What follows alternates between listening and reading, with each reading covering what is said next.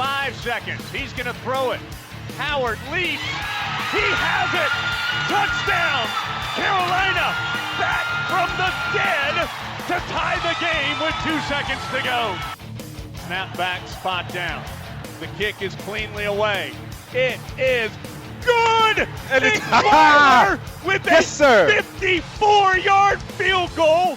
And how about them Tar Heels? They do it. Here's Kupak.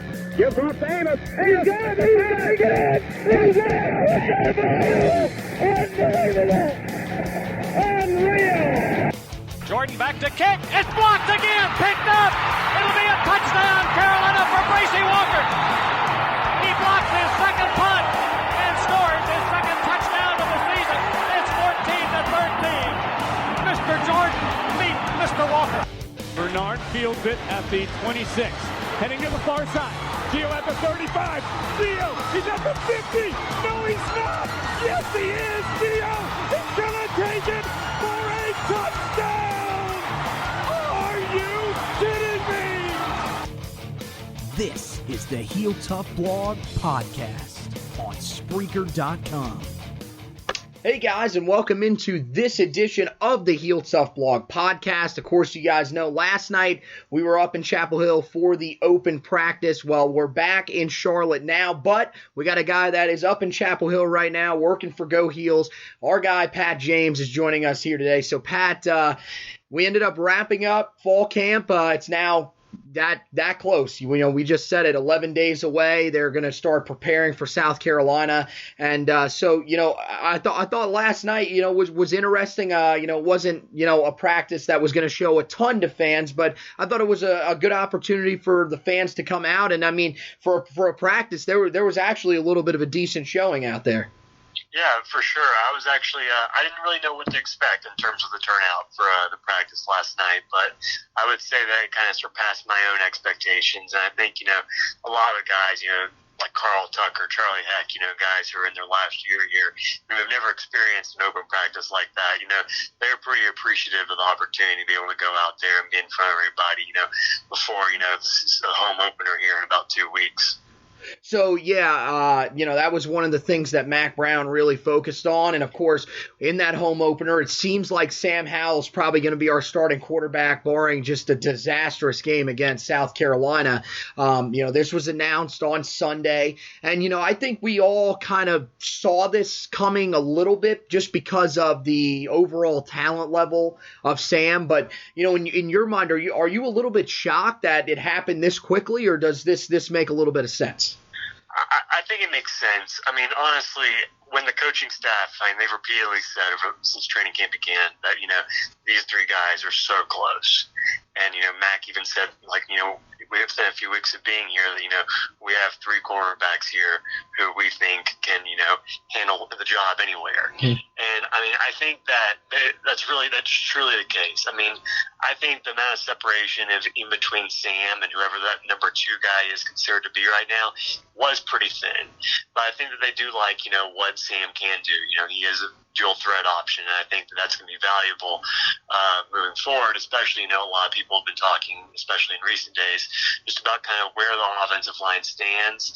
And I think that just because of, what some of the ups and downs that the offensive line has had through camp, as people have reported on, I think that, kind of the idea of having a more mobile quarterback was something that kind of factored into that decision. And I think, another thing is some of the veterans on the team, they've talked about how, Sam has started developing into more of a leader in some, and this offense really does need a leader at this point, just more leadership, because, there's not a whole lot of vocal guys out there.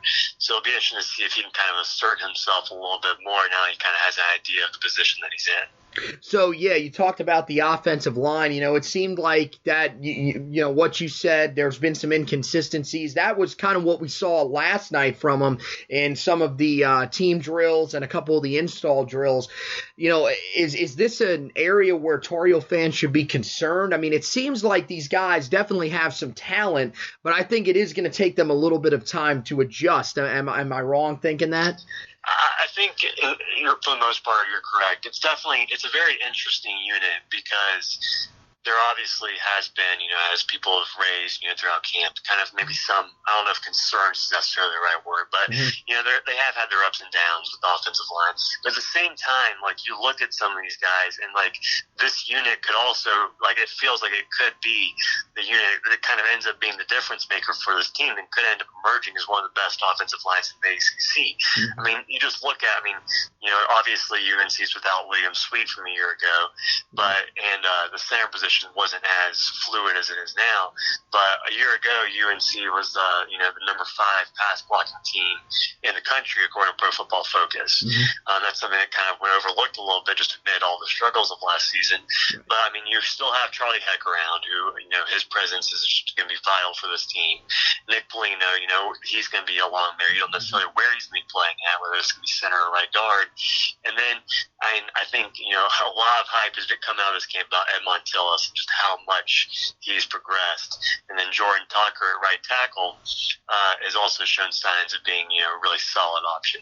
So it's just finding that one link, at the right guard or center spot, depending on where Polino ends up. And if they can sort that out, I just feel like the potential for that unit is quite immense.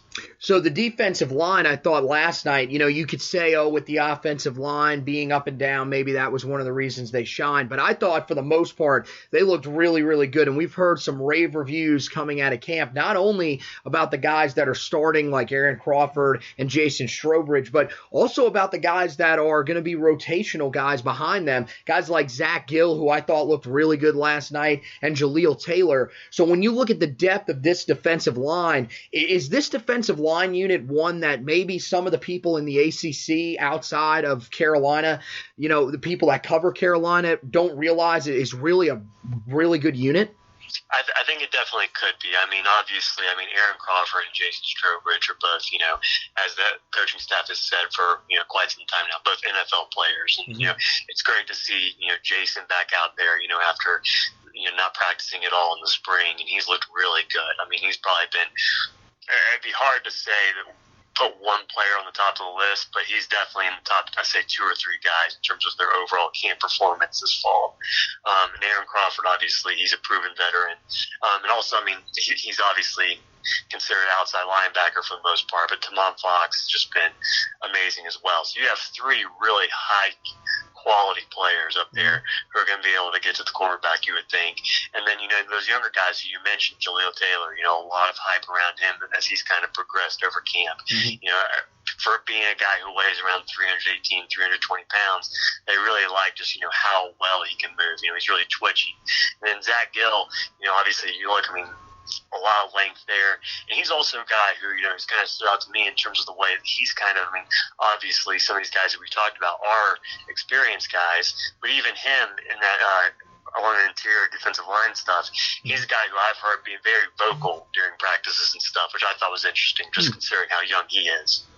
Yeah, no, I think that, we've kind of been looking for those guys to step up behind the starters, especially, with the injury that we saw last year to Aaron Crawford. So that's really encouraging to hear that both of those guys have gotten off to some great starts here for the 2019 season. We'll see if it carries over onto the field. So at linebacker, there were a couple of guys also last night that I thought looked really good that, should be very encouraging for Tar Heel fans, considering they're probably going to have to play a lot early in the season, with Jonathan Smith being off the field for a undisclosed amount of time. And also remember, Dominic Ross is out for the first half of the game against South Carolina after being suspended following the altercation that took place against NC State. But Chaz Surratt and Eugene Asante last night both looked pretty good, especially Surratt, who I noticed at one point had a really good coverage rep against Jake Vargas, the tight end, who was pretty athletic. So it's good to see that, those guys are adjusting. Is this, a common theme for those two guys? Are they really starting to sort of adjust well to this new defensive system? And, for one, what's a new position? And for the other, what's just a whole new situation coming in as a true freshman? Yeah, I think so for sure. Chaz has made ridiculous strides just since he moved to the linebacker, during the off season. And, just talking with some of the coaching staff, they're just really pleased just, with how far he's come. Definitely, some of the guys have talked about, how in the spring, he was maybe a little bit hesitant just in terms of his decision making, figuring out, ways to read gaps and things like that. And that's definitely, the way he's improved the most so far through this fall camp. And, you mentioned that play he made the other night, ranging over there far to his left to break up that pass.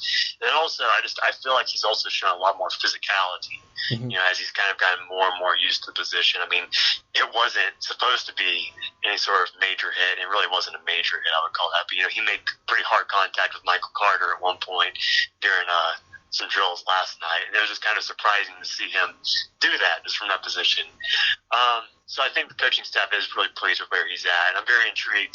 I mean, you mentioned Dominique Ross being suspended for the first half. I think a lot of people keep forgetting about that. Right. And it's going to be very interesting to see who ends up taking that starting spot. At this point, I would almost think it probably is going to be Chaz.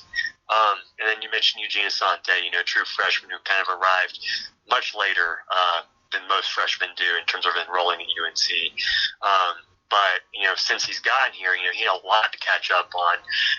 But at the same time, Jay Bateman said the other day that he feels that guy is making, major strides like every single day. And so it'll be interesting to see what he can do.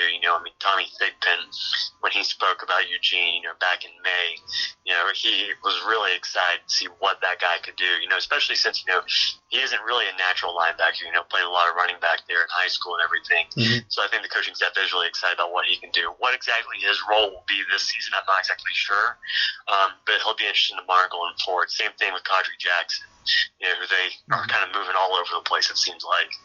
So with special teams, we've heard a lot of concerns coming out of fall camp about really both units, the kicking unit and punting unit. We saw mostly punting last night. When you look, I mean, are there guys that are stepping up in these positions? I know Noah Ruggles has, kind of been the name at kicker, but he's had some inconsistencies. And then Ben Kiernan, I think, is the guy that's probably going to emerge at punter. But, at this point, there is reason for Carolina fans to be a little bit cautious heading into Charlotte about those two positions. And it's kind of, it'll be interesting to see what it's like in a game atmosphere, but I'm not nearly as concerned about those positions as most people seem to be. I really like Ben Kiernan. I've been pretty impressed with him. I mean, he's been checking balls down inside the 5, inside the 10 pretty consistently, especially considering he's a freshman. And, Mac talked a couple weeks ago, height doesn't matter too much at a certain point, but Mac joked around a couple weeks ago about how they had to move Ben outside the indoor practice facility because his punts were touching the roof in the facility, which is about 85 feet. So that's pretty impressive considering that. I believe when I looked it up, I think the NFL scoreboard has to be for a AT&T arena or something like that. The minimum is 75 feet for NFL scoreboard, so that's pretty impressive. 85 feet, I would say. I'm really interested to see how he does once he is in a game atmosphere. Mac had talked about how at the first scrimmage, which was his first practice at Kenan Stadium, that Ben kind of showed a little bit of jitters and stuff. But he performed pretty well in that scrimmage. And then kickoff, field goal kicking. Noah Ruggles, yes, definitely some inconsistency here and there, but I think overall. Trying to say the right words here. He has been pretty solid. Max said, he's not 100%, which you need to be at that position. But at the same time, just from the number of practices that I've been to, I can count on one hand the number of times I've seen Noah miss. Just in, the for the win situations that Mac has been stressing. So I'm interested to see how he also performs once it gets to a game day. Obviously, he hasn't had a whole lot of experience kind of in that situation himself, even though he's been around for a little bit. And then on kickoff, I think kickoff is going to be could be one of the strengths of the special teams, just considering that, Michael Rubino was among one of the top, I think, 25 guys kick in terms of touchback percentage at Appalachian State. And he's kind of shown that leg so far, kicking it, 7 yards deep at least into the end zone pretty consistently. So the biggest thing that has really been an issue, especially late in the Larry Fedora era, really the past 2 years, has been health. how healthy is this team right now as we get ready to prepare for South Carolina? I think they're very healthy. I mean, surprisingly healthy in a sense, especially considering, what you just mentioned, just the number of injuries that have happened. Mm-hmm. I mean, it's hard to remember. It might have been 2016, honestly. It might have been the last time that this team came out of camp, without any significant injury news kind of hanging over the team. Mm-hmm. And, as of right now, there doesn't seem to be anything to worry about. A few guys here and there, Mac talked about the other day, have kind of been been pulled out of practice and stuff because of hamstring, stuff like that, but nothing major, which I think is a great, boost for this team's mindset, as they're kind of heading into the season. But, obviously, when a guy goes down, as an Aaron Crawford did, last season before the year started, that really took a toll on that team before the year even started. And so it'll be interesting to see, if this team does stay healthy, over this next week and a half, if that kind of keeps spirits high, as they're kind of heading into the season.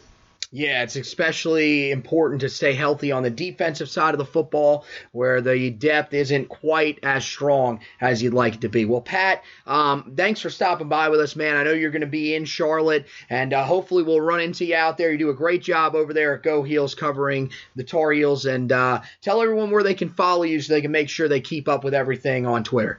Yeah, absolutely. You can just follow me on @PatJames24. All right. Hey, Pat, thanks so much, man. Take care. We're only 11 days away, so it's almost here. We're back into our favorite time of the year. I know, me and you, we both love covering the Tar Heels this time of year, so it should be very, very exciting. Yeah, absolutely. It's hard to believe that it's almost here, but ready for it to get going. Thanks for having me on, man. I really appreciate it. All right, Pat. We'll talk to you down the line, buddy, okay? All right. Sounds good. All right. Bye.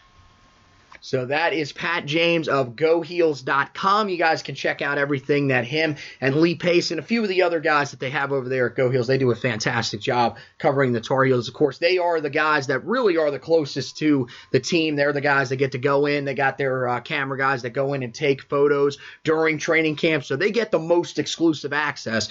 So great stuff there from Pat. And yeah, guys, we are that close. 11 days away. Of course, for the Heel Tough blog, we have our pregame show that we'll be doing out at Moo and Brew in Charlotte. That's just about 10 minutes away from the stadium, 1300 Central Avenue, located in the Plaza Midwood area. It starts at 11 o'clock, goes till about 1 o'clock. We're going to have some former Tar Heels out there, Ryan Houston, Na Brown, the former wide receiver, Errol Hood, as well as Gerard James, the former center. All those guys are going to come out there and join us. So we hope that you guys can come out there and join us or tune into the live stream on our Facebook page. That'll be the Heel Tough blog Facebook page. I believe it's www.facebook.com/Heel Tough blog. That'll get you there as well. Make sure that you head to the Heel Tough blog website. We got our position previews coming out. Defensive line, we've kind of been dragging here a little bit on that, mainly because of some stuff that I've had with my job that I have. So, we're trying to get everything sorted out and get those out to you. But the defensive line should be out either later tonight or early tomorrow morning. We're going to try to get that out to you guys. So some great stuff there that you guys can read up on. Again, with the defensive line and with the linebackers, kind of take it with a grain of salt because, again, we're taking a guess on some of these guys about where they're going to be playing exclusively this year because there's been a lot of guys moving around throughout the season. Same a little bit in the defensive backfield, but I think it's a little more solid, especially with us finding out the news that Trey Morrison is going to pretty much exclusively play that outside corner spot this year. Looks like DeAndre Hollins is going to move into that nickelback spot unless Cameron Kelly can get eligible. Then that could become an interesting battle there. But keep an eye out for those. And then, of course, once we get in season, we'll have our previews. We're going to do that for South Carolina. And then we will have also, this year we'll have the recaps like we normally do, but we'll also have the trench reports, which will be coming out. Josh Marlowe, who usually co-hosts most of the main podcast.